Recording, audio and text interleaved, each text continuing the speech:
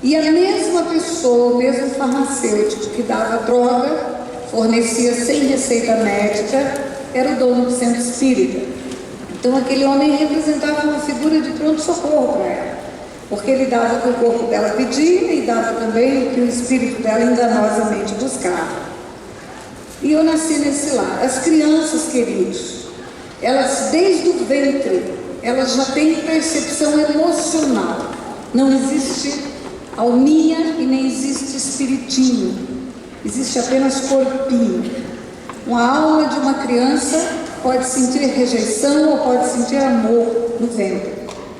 As crianças que são abraçadas, desejadas, que têm manifestação de afeto dos seus pais, elas têm uma alma curada, diferente das crianças que são rejeitadas. E desde pequenininha havia uma percepção de não ser bem vista, bem quista. E esse sentimento de rejeição é algo muito desconfortável. A gente sempre se sente como se um estranho no ninho, a criança se sente como se ela estivesse fora do seu lugar. Mas tudo isso para a criança também não é muito perceptível, é algo que se passa no interior dela. O descaso era muito grande, porque uma mulher drogada em cima de uma cama precisa ter empregadas. E empregadas cuidam apenas dos seus afazeres. As empregadas não têm obrigação de amar as crianças. Elas fazem comida, limpam a casa, 4 horas da tarde e ir embora. Então eu tinha uma necessidade muito grande de afeto, ficava rodeando as pessoas querendo colo, buscando, como um cachorrinho busca afago numa casa. Eu vivia dessa forma. Havia em casa um poço morto. O que é poço morto? É uma cisterna que tirava água de poço com balde no passado e que perdeu o sentido, porque agora na cidade tem água encanada e as pessoas de bem tampam aquela cisterna. Elas colocam uma laje de concreto e lá em casa a cisterna estava aberta. A empregada, com tentativa de entulhar, jogava lixo doméstico naquele lugar. E para entulhar uma cisterna com lixo doméstico demora anos. Começa a proliferar insetos, começa a proliferar baratas. Aquele lugar passa a ser um lugar de putrefação, porque o lixo doméstico é alimento, é lixo de banheiro, é tudo, é caco de vidro, tudo ia lá para dentro. E de repente aquele lugar passou a ser um viveiro de aranhas. E eu tinha muito medo. Para as crianças, queridas, tudo é grande. Algo do tamanho da minha mão, para mim do tamanho da minha mão, para uma criança é quase do tamanho da cabeça dela.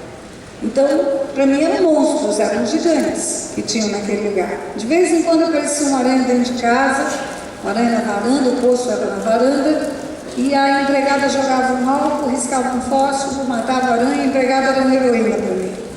Mas eu morria de medo daquele poço. Eu observava que os poços dos vizinhos estavam fechados, mas eu não entendia muito bem as coisas. Quando eu estava com 4 anos, nasceu meu irmão. E um dia ele com 1 ano e meio, eu com 5 e meio, estávamos brincando no quintal. E de repente eu vi o meu irmão de pendurado naquele poço. Eu não sei o que ele jogou, eu não sei se ele foi buscar alguma coisa ali ou simplesmente uma arte de criança. Eu sei que ele encostou um latão, uma lata de querosene, subiu e botou o tronquinho dele de 1 ano e meio naquele poço. E quando eu vi, isso era fim da tarde, a empregada já tinha ido embora, minha mãe dormindo.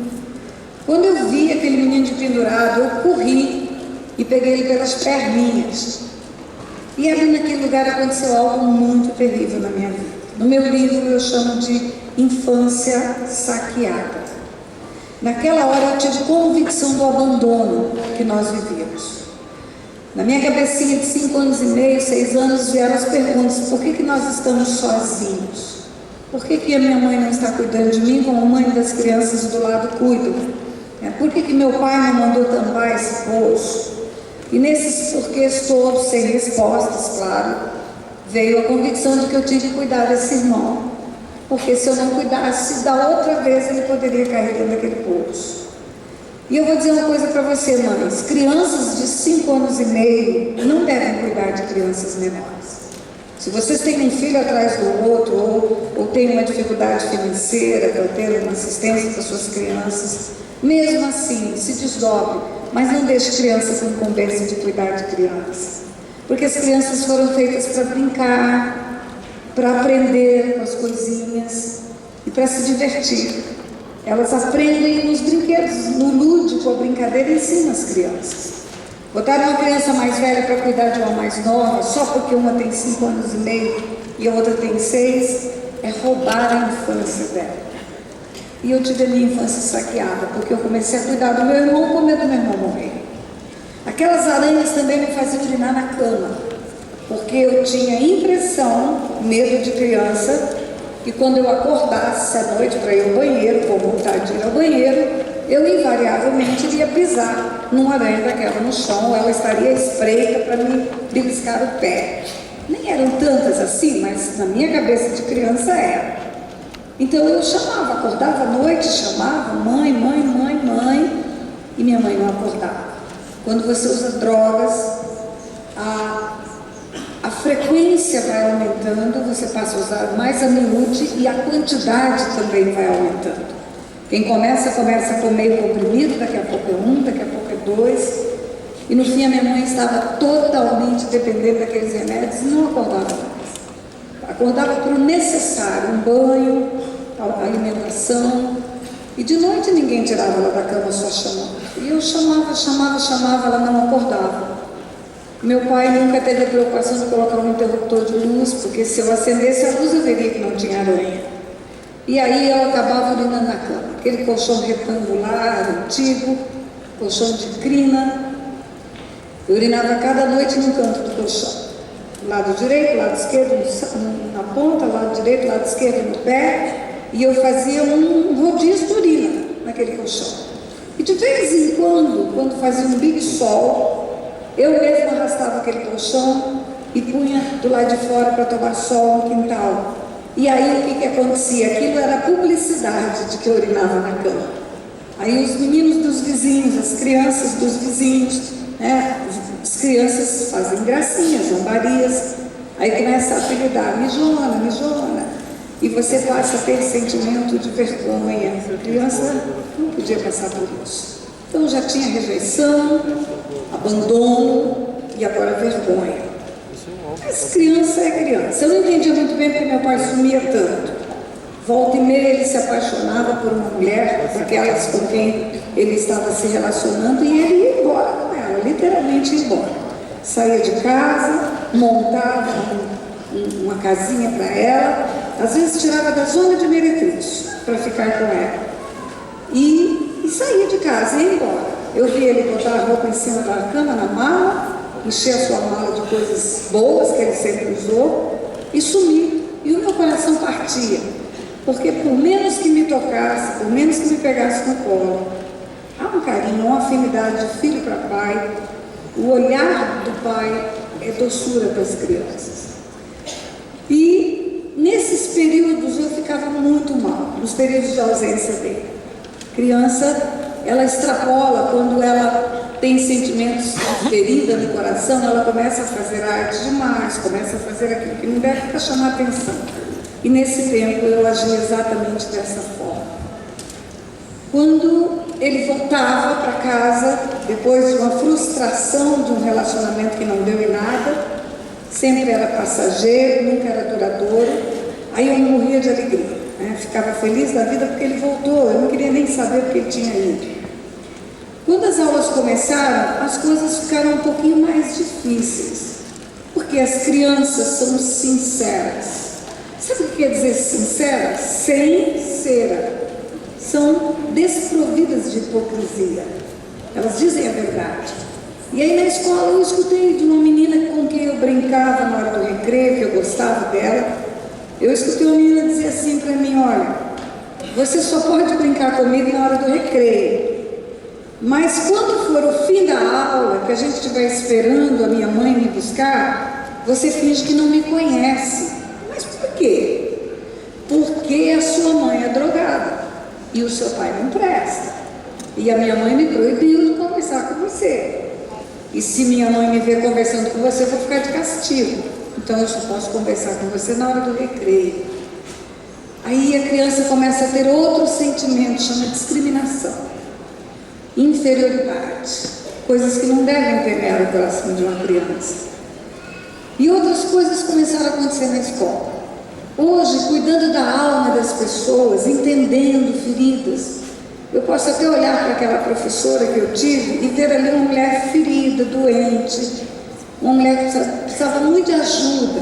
Toda vez que você vê alguém magoar muito facilmente as outras pessoas, pode saber que são pessoas que têm uma ferida, têm uma raiz de amargura no coração.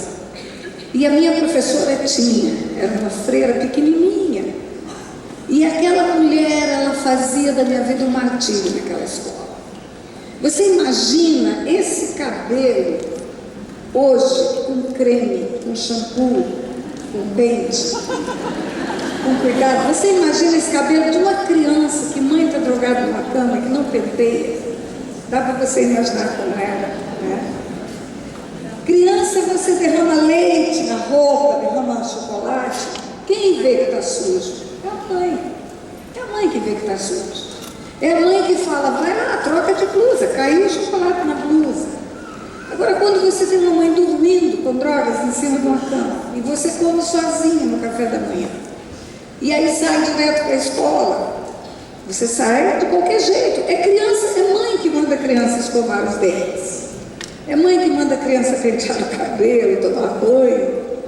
E eu até tomava banho com nojo do colchão que eu tinha. Mas essa coisa de aparência, eu não olhava. E essa professora chegava para mim e dizia, você é porca. Você é muito porca. E dizia isso em alto e bom som diante da turma. Aí você começa a ter vergonha, inferioridade, humilhação, discriminação. E você ainda está passando por uma humilhação pública em sala de aula. Criança que tem pai e mãe ajustadinhos, um lar onde o prumo de Deus está na família. Queridos, há um prumo de Deus para nós. Os princípios bíblicos estabelecidos na palavra de Deus, onde a honra é estabelecida, a proteção, o amor, o cuidado, a provisão. As crianças crescem saudáveis. Agora, quando não há esse prumo, é como construir uma parede sem prumo. Essa parede entorta ou para a direita ou para a esquerda. Quando há falha paterna, e a figura do pai, a figura da autoridade paterna, ela é sobremaneira importante para as crianças. Eu me lembro de ter dito aqui, o ano passado, que a figura paterna, ela determina até a identidade sexual das crianças. Tanto a identidade sexual do menino como da menina. É um mistério isso. Talvez porque Deus Pai, tenha gerado macho e fêmea. Deus Pai tenha estabelecido o sexo masculino e feminino. Então, talvez por isso ele delegue para o pai, a figura masculina, essa marca de fixação da identidade sexual. O menino, quando ele olha para o pai e ele vê um modelo bom para ser seguido, ele pensa, quando eu crescer eu quero ser um homem igual ao meu pai. E esse pai vira o herói da vida dele. E a identidade sexual masculina é firmada. A menina, por sua vez, quando ela olha para esse modelo, quando ela vê esse modelo, que é bom, que é um modelo de dignidade, de caráter, ela pensa, é inconsciente isso. Quando eu crescer, eu quero ser uma mulher capaz de conquistar um homem igual ao meu pai. E aí você entende por que as menininhas invariavelmente respondem. Quando você pergunta, com quem você vai casar? Com meu pai. Quem é seu namorado? Meu pai. Por quê? Porque o pai passa a ser o modelo do marido que ela quer ter um dia. E aí ela quer ser mulher. Se a mamãe falar para ela, você está linda, seu cabelo está lindo, tem um efeito. Se o pai falar, o seu cabelo está lindo, você está linda, multiplica por 2 esse efeito. E a falta dessa figura masculina como referencial, ela traz uma confusão na identidade de uma criança. Então, aquilo que qualquer pessoa disser que você é, você acredita que é. Porque quem estabelece o teu modelo, quem estabelece o que você tem que ser, é a figura de autoridade que Deus colocou na sua vida como pai. E se você não tem, o que a professora disse que você é, você é. Então, você é porca, você é porca e você acredita que é porca. E o espelho mentiroso te mostra uma menina porca. E aí o pai sai de casa e a criança não tem como fazer os trabalhos escolares como as outras crianças, porque emocionalmente ela não está bem. Eu comecei a ter curvas decrescentes e ascendentes no meu boletim. Quando meu pai voltava para casa, as notas melhoravam. Quando ele ia embora de novo, ia cada vez com mais frequência, as notas caíam. E aí você não faz tarefa, você não faz os trabalhos, não estuda. E aí você começa a ouvir da professora: você é burra, além de porca, você é burra. Todo mundo aprendeu, só você que não fez. Eu expliquei do mesmo jeito para toda a classe e você não consegue acompanhar a turma. Aí começa a fazer ameaça: eu acho que eu vou te rebaixar, eu acho que eu vou te rebaixar de turma, porque você não tem condição de acompanhar essa turma que você está. Os pais vão à sala de aula, conversam com professores ou vão a reuniões escolares. Eles escutam as reclamações dos professores, ajudam os filhos nas falhas, ou pelo menos deveriam ajudar. Mas quando um pai ou mãe são completamente ausentes, nunca olham um boletim, não sabem o que está acontecendo, não vai à reunião de pais, não leva o filho para a porta da escola, o filho está jogado na própria sorte. E aí ele fica completamente vulnerável à ação dos mestres que ele tem. Um dia eu não fiz o trabalho escolar, não sei porquê, mas ela escreveu num papel A4 com pincel atômico: eu sou burra, e colou nas minhas costas. E aí eu tive que ficar de costas para a turma e escrever no quadro para a escola 40 vezes: eu sou burra. E aquilo foi terrível. A memória emocional faz você se lembrar do que viveu. Aquilo foi terrível porque a turma ria, debochava, brincava, enquanto eu escrevia. Parecia uma eternidade aquilo. E eu acreditei naquilo. A partir daquele dia, eu comecei a desenvolver um tique nervoso.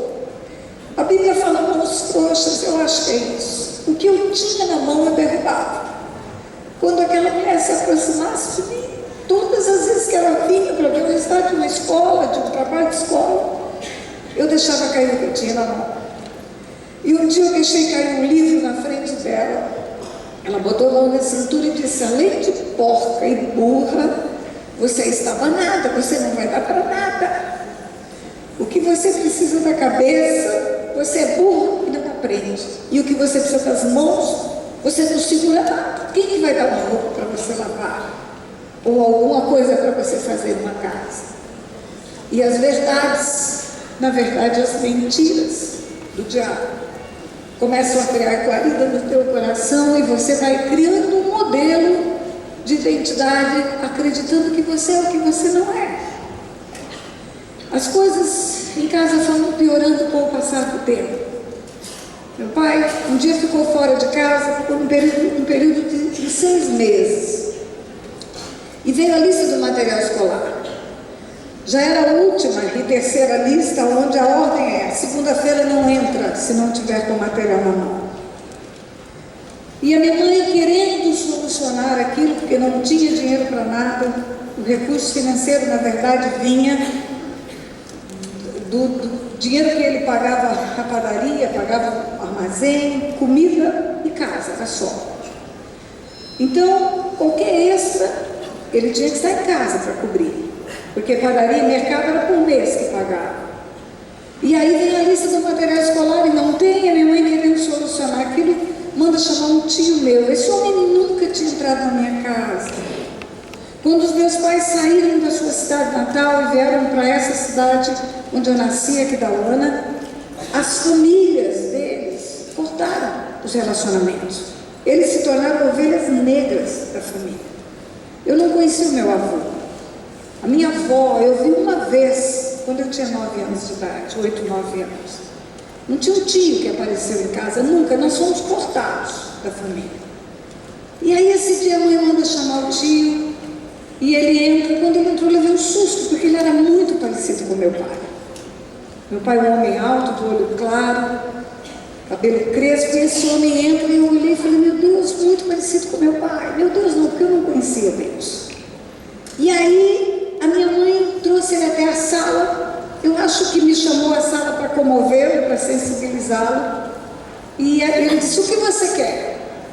Ela disse, Nelson, a Tânia precisa de material escolar. O teu irmão está fora de casa, ele volta, ele sempre volta. E se você comprar o material escolar para a Tânia ou me der o dinheiro para eu comprar, ele te paga depois. Mas me ajuda, porque ela não pode entrar segunda-feira sem material escolar. Eu lembro até hoje do olhar daquele tio. Ele olhou para ela, olhou para mim. Aí ele disse para ela assim, olha, vou te dizer uma coisa. Eu tenho 5 filhos, todos estudam e todos têm material escolar. Filho de vagabundo não tem que estudar, tira da escola. Não pode comprar material escolar, tira da escola. E eu até hoje lembro da humilhação que ela passou. Ela não sabia onde enfiava o olhar. E ele virou as costas e foi-se embora. E naquele dia nasceu no meu coração a convicção que eu tinha que arrumar um jeito de ganhar dinheiro. Não apenas pelos docinhos que eu via nas padarias e queria comer, não apenas pelos suspiros que eu via passar na rua e queria comer e não podia, porque só comia o arroz, o feijão e a carne de cada dia, mas também para não ter humilhação na hora de precisar de alguma coisa. Aí eu encontrei um jeito de ganhar dinheiro. Tinha uma fábrica de bebida perto da minha casa, e ali, naquele tempo, as vasilhas eram de vidro, não eram de plástico, para colocar o líquido. E a gente vendia garrafas ali. E eu descobri que havia pilhas e pilhas de garrafa no fundo daquela fábrica que eles compravam e reservavam para encher futuramente. E quantas você levasse, eles comprariam. O que eu fiz? Eu fiz um buraco no muro daquela fábrica. Eu mesmo descasquei a massa, eu mesmo tirei o tijolo, e eu mesmo fazia um buraco onde eu passava a noite, bem tarde da noite, e ali eu furtava as garrafas. Furtava 5, 6 garrafas, o máximo que eu conseguia, segurava aquelas garrafas por uns 3, 4 dias, e depois eu entrava pela frente e vendia as garrafas que eu furtei no mesmo local que eu furtei. Não, você ri, porque não era você que estava lá, porque meu coraçãozinho de criança, ó, adrenalina, descarga de adrenalina. Mas um dia eu descobri um jeito mais tranquilo, menos arriscado de ganhar dinheiro. Eu descobri que o lixo da cidade de Arquitadora era